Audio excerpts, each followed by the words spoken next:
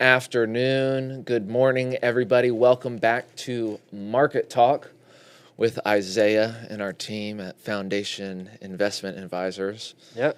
I know I am not who normally sits in this seat. I am Cody, for everybody that doesn't know. I'm one of the team members here. Our founder and CEO, KP, Kenny, he's out on the West Coast opening up a new branch for us, which is super exciting, expanding our reach into a new region. So that's going to be fun. But today, Isaiah and I are going to talk all things market here for just a few minutes. Isaiah, how's your week been?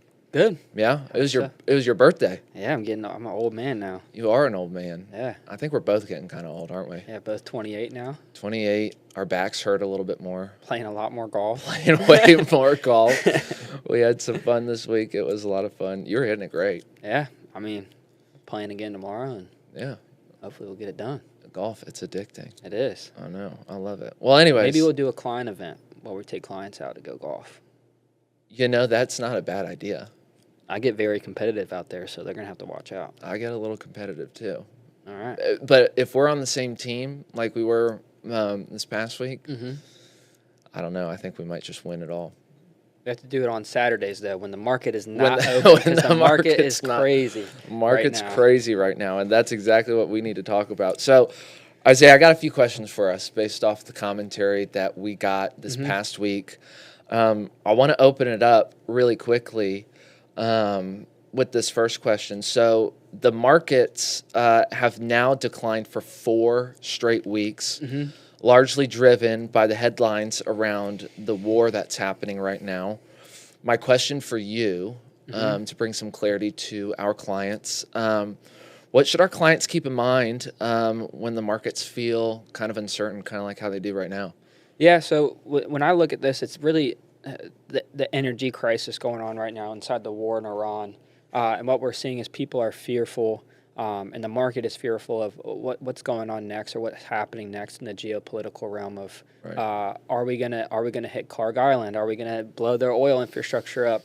And what does that do to energy prices? Like right now, crude oil barrels are over $100 a barrel right now. Gas prices are driving ridiculously fast. In my opinion, the wrong direction. They're going way too up. Right. Like just the other day, I was driving a truck, and it took it was a diesel truck, and it took $150 to fill it up when I still had a quarter of a tank left. So oil prices are going high, but I think with what we're doing right now inside of our portfolios, I think a more conservative approach for our clients makes a little bit more sense. Yeah. And really just holding off. I think I'm still bullish for 2026, depending on how quick we resolve the issues in Iran. Right. But that's the $1 million question: is how quick is a situation in Iran going to be wrapped up? In my opinion, I think it could go on for a little while. I mean, that region's been in conflict since the beginning of time. So it's really tough to say. I mean, Trump came out yesterday. I know it's Friday today. We usually do this on Mondays, but it's been a crazy week with our office expansion. But Trump did come out yesterday and say that he expects a few more weeks. But that's yet to be seen. But for right now, it's really taking a more of a defensive approach inside of our portfolios. Right. All right. I like that. And to add on top of that, we got to remember too, from last year, we saw great performance in 2025 where the accounts are still up, and I know people don't like seeing red, but it is bound to happen in the equities portfolio where you'll see some underperformance, and especially with modern media now and how fast things get pushed out, the market responds pretty rapidly. Right. And that kind of leads me into this next question is like we're seeing the markets kind of react really quickly to the headlines of the news and all of that stuff, you know, extensions, threats, escalations. How should our clients and retirees out there separate short-term noise from what actually matters to their pain?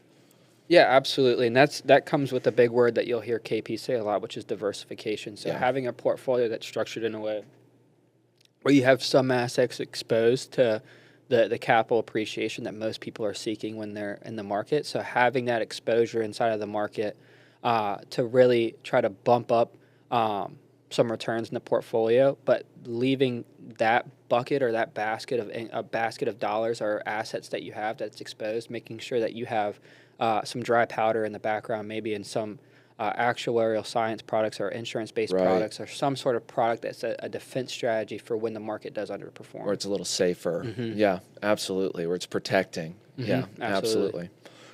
So just on the topic of what's going on and everything, with the conflict expanding and more regions getting involved, kind of going back to what you touched on from that first question, how does prolonged geopolitical uncertainty impact portfolios? Yeah, so it impacts it in a major way, and it all really goes back to this liquid gold that we're talking about with oil and energy prices. So if Iran keeps running the strait kind of like it almost looks like a toll, how they're setting it up, where people are going to come in, but you're going to pay an obscene amount of money to get in, to get the oil, to take it and export it back out. Right, to get through. But it's really, for us, it's really just taking that defense strategy and making sure that we have enough dry powder for our clients and their other sections of the portfolio and their financial picture to be able to have that defense structure set up in their accounts. Right, because it's way more broader than just the investment portfolio, especially what we do here. We like to set up different avenues. Yeah, because hindsight's 20/20. I mean, if we really went back and we could take more risk inside a client portfolio, yeah, we could probably do some sort of trades on the oil futures, but I mean, it's an obscene amount of risk to take inside of a retiree's portfolio. Right. It's not like for me as a young man being able to go in and expose those assets to almost unlimited risk. Right. I can't do that with retirees. Retirees, it's a whole different ball game for them. Right. Where income is the outcome for them, no matter how much their net worth is. Right. If it's 100,000 versus 100 million.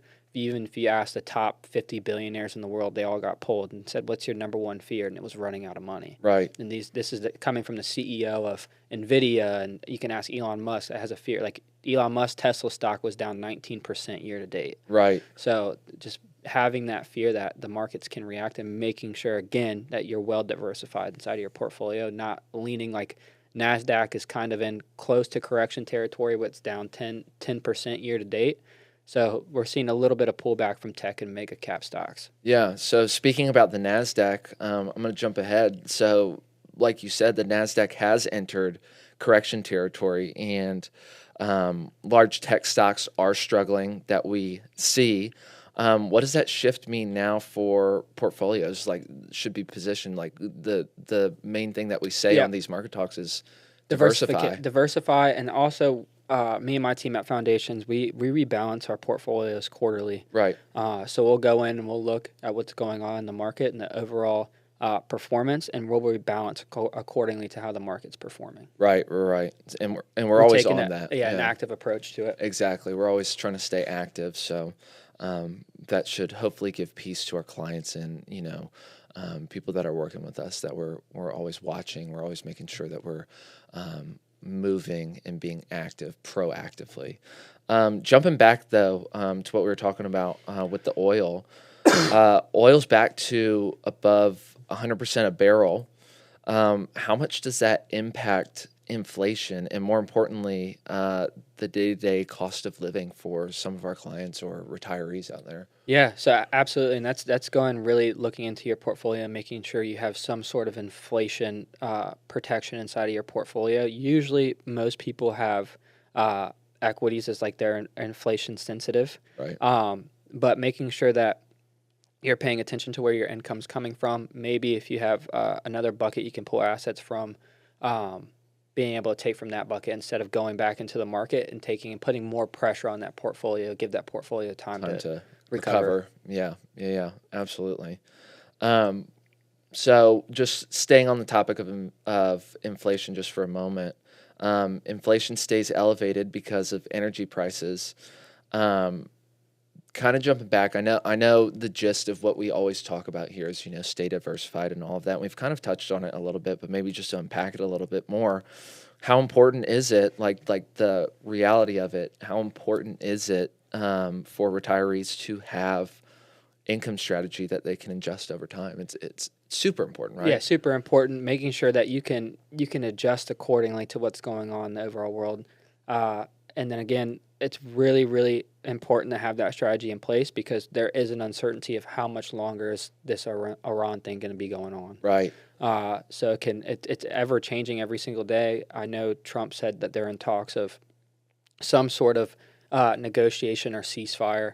But he also did say yesterday, too, they're going to see the largest bombings they've seen in the next 2 weeks. So just being able to play that out and having a defense structure for our clients, which most of our clients, if you're listening to this, most of you do have that set in stone.